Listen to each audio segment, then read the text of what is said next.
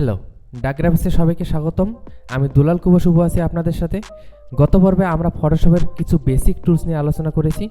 আজকে আমরা বিশেষ কিছু টুলস নিয়ে আলোচনা করব, যেগুলো ব্যবহার করে আপনারা ব্যাকগ্রাউন্ড রিমুভ করতে পারবেন ও অন্যত্র নিয়ে গিয়ে ইজিলি কাজ করতে পারবেন। গত পর্বে আমরা দেখেছি কীরকমভাবে ফাইল সেভ দিতে হয়। তো ফাইল সেভটি খুবই গুরুত্বপূর্ণ। তো আপনি একটা গুরুত্বপূর্ণ কাজ করতেছেন, আপনার ইউপিএসও নেই, কিন্তু হঠাৎ করে কারেন্ট চলে গেল, তখন কি হবে? আপনার কাজটা চলে যাবে। তো সেই কাজটা কীরকমভাবে অটো সেভ করা যায় তা আমরা দেখব।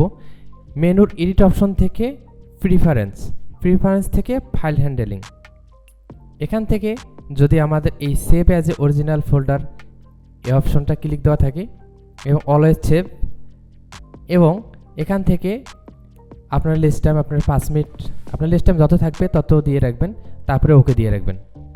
তাহলে কি হবে? আপনার 5 মিনিট পর পর অটো ফাইলটি সেভ হয়ে যাবে।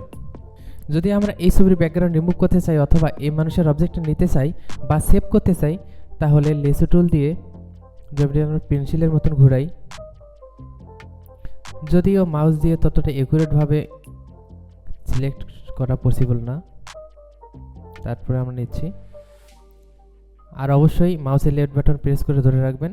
যদি মাউসের লেফট বাটন আপনারা ছেড়ে দেন তাহলে আর পুরোপুরি সিলেকশন করা সম্ভব হবে না। এরকমভাবে নিচে নিয়ে যাওয়ার পর আমরা যদি সিলেকশনটা ছেড়ে দেব তাহলে কি সেই সিলেকশন নিয়ে নেবে। তারপরে আমরা ড্র্যাগ অ্যান্ড ড্রপ করার জন্য মুভ টুল দিয়ে আমরা এই পিকচারটা অন্য ডকুমেন্টে নিয়ে যেতে পারি। দেখা যাচ্ছে যে পিকচার সাইজটা অনেক বড় থাকার কারণে পুরো আর্টবোর্ড জুড়ে সে নিয়ে নিছে। এর জন্য আমরা অল্টার চেপে মাউসের লেফট বাটন যদি আমরা ক্লিক করি তাহলে এটা ছোট হয়ে যাবে। এখন ভালো করে বোঝা যাচ্ছে না, যদি আমরা এই ব্যাকগ্রাউন্ডের কালারটা চেঞ্জ করে দিই।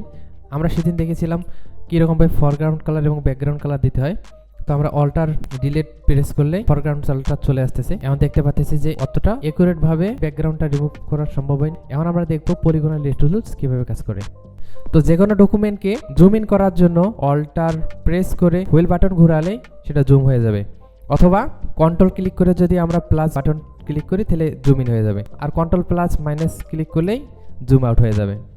তো আমরা অল্টার প্লাস হুইল বাটন ঘুরিয়ে আমরা জুম ইন করে নিচ্ছি। তারপরে এই অবজেক্টটার মধ্যে আমরা ক্লিক করতেছি। পলিগনাল টুলের একটা সুবিধা হলো এটা ক্লিক করার পর ছেড়ে দেওয়া যায়, অতটা একুরেট হবে না। তারপরে আমরা ওই রকম জুম ইন জুম আউট করে পলিগনাল টুল দিয়ে আমরা সিলেক্ট করতে পারি এই অবজেক্টটা। আর যদি আমরা একটু ওপরে যেতে চাই তাহলে ব্যাক স্পেস ক্লিক করে যদি আমরা মাউসে ড্র্যাগ করি তাহলে আমরা ওপরে নিচে করতে পারবো। হঠাৎ করে যদি আপনাদের কোনো সিলেকশন হয়ে যায় তাহলে ব্যাক স্পেস ক্লিক করবেন, দেখবেন যে সুন্দরভাবে আপনাদের সিলেকশনটি ব্যাকে চলে গেছে।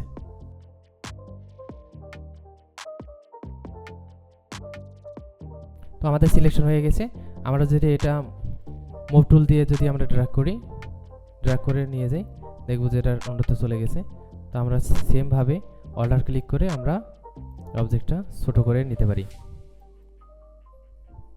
তো আমরা দেখতে পাচ্ছি লেসো টুল যেরকমভাবে নিয়েছিলাম তার চেয়ে অনেক ভালোভাবে আমরা পলিগন টুল দিয়ে ব্যাকগ্রাউন্ডে রিমুভ করতে পারছি। এই সিলেকশনটা বাদ দেওয়ার জন্য আমরা কন্ট্রোল প্লাস ডি ক্লিক করি। তো আমরা এখন দেখব ম্যাগনেটিক লেসো টুল কীরকমভাবে কাজ করে। ম্যাগনেটিক বলতে চুম্বকের একটা কাজ বোঝায়। মাউসের কাজটা যদি অবজেক্টের পাশ দিয়ে যদি আমরা নিয়ে যাই, একবার সিলেক্ট ক্লিক করার পর দেখব যে সুন্দরভাবে সে সিলেক্ট নিয়ে নিচ্ছে।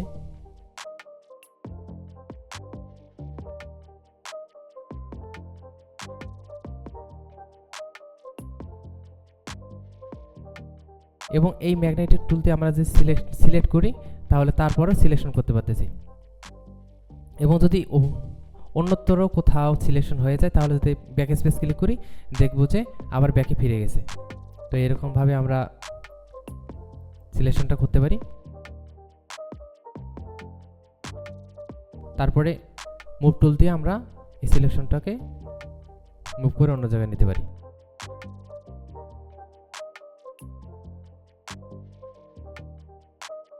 এই তিনটার মধ্যে আমরা এখন দেখতে পাচ্ছি যে আমরা ম্যাগনেট টুলস দিয়ে যেটা নিয়েছিলাম সেটা অনেক সুন্দরভাবে ব্যাকগ্রাউন্ড রিমুভ হয়েছে। তো এখন আপনাদের অনেকের মনে হতে পারে এই টুলসটা অনেক গুরুত্বপূর্ণ, এক এক সময় এক এক টুলস নিয়ে কাজ করতে হবে, তাই প্রত্যেক টুলসই গুরুত্বপূর্ণ। প্রত্যেক টুলসের কাজ যদি আপনাদের জানা থাকে তাহলে ইজিলি একটা কঠিন ডিজাইনকেও ইজি করে রাখতে পারবেন। তো লেসো টুল দিয়ে শুধুমাত্র যে ব্যাকগ্রাউন্ড রিমুভ করা যায় এমন না, আমরা এটা দিয়ে আর্টবোর্ডে সিলেকশন করেও একটা শেপ নিতে পারি বা অবজেক্টে রূপান্তরিত করতে পারি। তো আমরা সেটা করার জন্য এই তিনটাকে সিলেকশন করে আমরা আনচিন করে দিই এবং এই যে ব্যাকগ্রাউন্ডটা আছে সেটা আমরা লক করে দিচ্ছি। তো পলিগন লেসো টুল দিয়ে যদি আমরা একটা ক্লিক করি, শেপ আর্ট করি, দেখি হয় কিনা। এরকম সিলেকশন হয়ে গেল। এখন এটা যদি আমরা নিউ লেয়ার নেই, তারপর control plus back SFX click করলেই দেখবো যে আমরা যে ব্যাকগ্রাউন্ড কালারটা সেটা অ্যাপ্লাই হয়ে গেছে। তো এরকমভাবেই আমরা একটা শেপ তৈরি করতে পারি। তো এরকমভাবে আমরা সিলেকশন করেও এটাকে একটা অবজেক্টে রূপান্তরিত করতে পারি। এটাকে যদি আমরা এখান থেকে অন্য কালার দিয়ে দিই, এটা কালা কালার, কন্ট্রোল প্লাস যদি ব্যাক এসএফএক্স থাকবে দেখবো তাহলে ব্যাকগ্রাউন্ড কালারটা চলে আসতেছে এবং alter plus back SFX click করে দেখবো যে এই উপরের কালারটা সেটা চলে আসে। মজার না? খুব সুন্দরভাবে আমরা একটা অংশ সিলেকশন করে আমরা সেটাকে অবজেক্টে রূপান্তরিত করতে পারতেছি। তো আমরা এখন দেখব কুইক সিলেকশন টুল কীরকমভাবে কাজ করে। তো এর নামের মাঝে কেমন একটা ফাস্ট ব্যবহার চলে আসতেছে। তো কার্সারের কুইক সিলেকশন এরিয়া বড় বা ছোট করার জন্য কিবোর্ডের থার্ড ব্র্যাকেটের স্টার্ট এবং ক্লোজ ক্লিক করলেই এটা বড় বা ছোট হয়ে যাবে। তো আমরা প্রয়োজন অনুসারে এটা বড় বা ছোট রাখবো। তো এরকমভাবে আমরা ইজিলি আমরা এই অবজেক্টটাকে সিলেক্ট করতে পারতেছি। তো আমরা দেখলাম ইজিলি আমরা সুন্দরভাবে এই অবজেক্টটাকে সিলেকশন করতে পারতেছি। এখন এই অংশটা একটু সিলেকশন বেশি হয়ে গেছে, তো আমরা এই সিলেকশন অংশটুকু আমরা বাদ দিয়ে দেবো। এর জন্য আমরা থার্ড ব্র্যাকেটের ফার্স্ট যদি আমরা ক্লিক করি তাহলে কার্সারটা ছোট হয়ে যাবে। এখন আমরা দেখি, এখন অল্টার ক্লিক করলেই দেখবো যে মাইনাস চলে আসতেছে, কার্সারের মধ্যে মাইনাস চলে আসতেছে। তার মানে বোঝাচ্ছে যে এই সিলেকশন অংশটুকু মাইনাস হয়ে যাবে। এখন আমরা যদি এই সিলেকশন অংশটুকু বাড়াতে চাই তো অলরেডি প্লাস অপশনটা শো করতেছে। তো এরকমভাবে আমরা সিলেকশন এরিয়া বাড়াতে পারি। তো এরকমভাবে ক্লিক করে আমরা সিলেকশন করতে পারি, অথবা আমরা যদি ডিরেক্ট সিলেকশন করতে চাই তাহলে এই অংশটুকু আমরা আবার ডিসিলেক্ট করি। এখান থেকে যদি সিলেক্ট অবজেক্ট লেখার উপর ক্লিক করি দেখবো যে এই অবজেক্টটা সিলেকশন হয়ে গেছে, কত সুন্দর হবে। তারপর আমরা যদি সিলেক্ট অ্যান্ড মার্কস এর মধ্যে ক্লিক করি এবং ট্রান্সপারেন্সি এই অংশটা বৃদ্ধি করলে আমরা সুন্দরভাবে দেখতে পারবো। এখন এমনও হতে পারে যে এই চুলের এই অংশটুকু ভালোভাবে ব্যাকগ্রাউন্ড রিমুভ হয়নি, তার যদি আমরা জেড ক্লিক করি এবং একটু জুম করে দেখি তাহলে এই অংশটুকুতে একটু ব্যাকগ্রাউন্ড আছে অথবা ব্যাকগ্রাউন্ড কালার আছে। কালার রিমুভ করার জন্য আমরা এখান থেকে এজ ব্রাশটা ক্লিক করে যদি আমরা একটু আমার সিলেকশন অংশটুকু বৃদ্ধি করে নিই এবং আমরা ক্লিক করেই দেখতে পারবো সুন্দরভাবে এই কালারটা চলে গেছে এবং চুলের নিচের ব্যাকগ্রাউন্ডটা রিমুভ হয়ে গেছে। এবং জুম আপ করার জন্য আমরা অল্টার প্রেস করে মাউসের লেফট বাটন ক্লিক করতে পারি এবং এখান থেকে কন্ট্রাস্ট বাড়াই দিতে পারবেন। তারপরে এই অবজেক্টের চারপাশে সুন্দরভাবে স্মুথ করার জন্য শিফট এস থেকে আমরা মাইনাস করে নিতে পারি। তো আউটপুট অপশনে আমরা নিউ লেয়ার উইথ লেয়ার মাস্কটা রেখে ওকে করতে পারি। এখন দেখবো যে সুন্দরভাবে এই অবজেক্টের ব্যাকগ্রাউন্ডটা রিমুভ হয়ে গেছে। আমরা এখানে মুভ টুল সিলেক্ট করে এই অবজেক্টটাকে ড্র্যাগ করে আমরা এখানে রেখে দিই, দেখবো কত সুন্দরভাবে ব্যাকগ্রাউন্ডটা রিমুভ হয়ে গেছে। তো এরকমভাবে আপনার ইজিলি ব্যাকগ্রাউন্ড রিমুভ করে আপনারা কাজ করতে পারবেন। তো আমরা কুইক সিলেকশন টুলসের কাজ দেখলাম, এখন আমরা দেখব ম্যাজিক ওয়ান টুল কীরকমভাবে কাজ করে। তো ম্যাজিক ওয়ান টুল নেওয়ার পর আমরা যদি ব্যাকগ্রাউন্ডের এই সাদা কালারের উপর ক্লিক করি দেখবো যে এই সাদা কালারের অংশটুকু সিলেক্ট করে নিয়েছে। তো এখন যদি আমরা এই লেয়ারটি আনলক করে দিই এবং ডিলিট বাটন প্রেস করি দেখবো যে আশেপাশের যে ব্যাকগ্রাউন্ডটা সেটা রিমুভ হয়ে গেছে। এবং আমরা যদি ব্যাকে ফিরি দেখবো ওপরে টলারেন্স একটা অপশন আছে, যদি আমরা টলারেন্স কমাই দিয়ে যদি আমরা সিলেকশন করি দেখবো যে একটু বাদ হয়ে গেছে। কিন্তু যদি আমরা একটু টলারেন্স একটু বৃদ্ধি করে দেই এবং সিলেক্ট করি দেখবো এই সাদা অংশটুকু সুন্দরভাবে সিলেকশন হয়ে গেছে। তারপর এই লেয়ারটি আনলক করার পর যদি আমরা ডিলিট বাটনে প্রেস করি সেমভাবে তাহলে দেখবো যে সুন্দরভাবে ব্যাকগ্রাউন্ডটি রিমুভ হয়ে গেছে। পর আমরা মুভ টুল দিয়ে ড্র্যাগ করে নিয়ে যেতে পারি, দেখবো যে কত সুন্দরভাবে আমাদের ব্যাকগ্রাউন্ড রিমুভ হয়ে গেছে।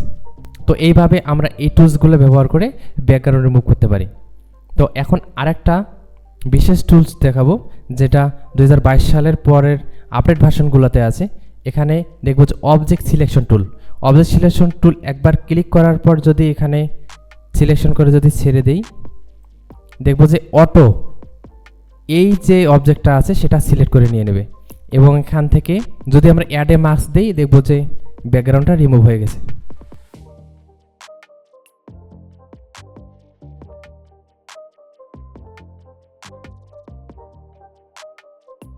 তো এই ছিল আজকের ভিডিও।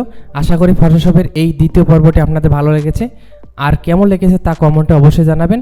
আর প্রত্যেক পার্ট আপনারা শেয়ার করবেন ও বাসায় প্র্যাকটিস করবেন। আর যদি ভালো লাগে তাহলে অবশ্যই চ্যানেলটি সাবস্ক্রাইব করবেন আর লাইক শেয়ার দিয়ে পাশে থাকবেন। দেখা হবে আগামী পর্বে। সে পর্যন্ত সবাই ভালো থাকবেন। ধন্যবাদ সবাইকে।